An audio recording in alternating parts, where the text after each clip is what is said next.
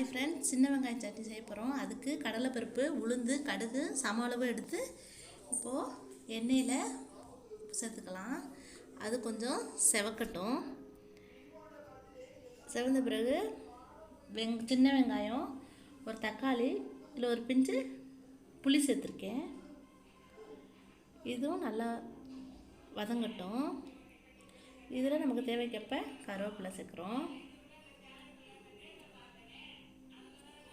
வரமிளகாய் சேர்த்துருக்கேன். உப்பு தேவையான அளவு சேர்த்துருக்கேன். இப்போது ஆற வச்சு அரைச்சி எடுத்து வந்துக்கலாம். இந்த கடாயில் சட்டியில் எண்ணெய் ஊற்றிருக்கேன், கடுகு சேர்த்துருக்கேன். இப்போ கருவேப்பிலை விட்டு சட்னி தாளிச்சுக்கலாம். நான் இப்போ இந்த சட்னி செய்கிறது தோசைக்காக. இப்போ இந்த டயத்தில் வந்து உப்பு புளி காரம் பார்த்துக்கோங்க, எவ்வளோ டேஸ்ட்டாக இருக்குது என்ன ஏதுன்னு. இந்த பக்கம் தோசை ஊற்றிட்டேன். தோசைக்கு இப்போது நான் சட்னி வச்சு டேஸ்ட் பார்க்குறேன் எப்படி இருக்குன்னு.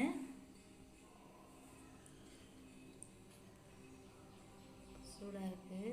நெய் தோசை ஊற்றிருக்கேன். சூப்பராக இருக்குது ஃப்ரெண்ட்ஸ். நீங்கள் செஞ்சு பாருங்கள். இதில் கொஞ்சம் நல்லெண்ணெய் விட்டு சாப்பிடுங்க, என்ன டேஸ்ட்டாக இருக்கும். Thank you friends.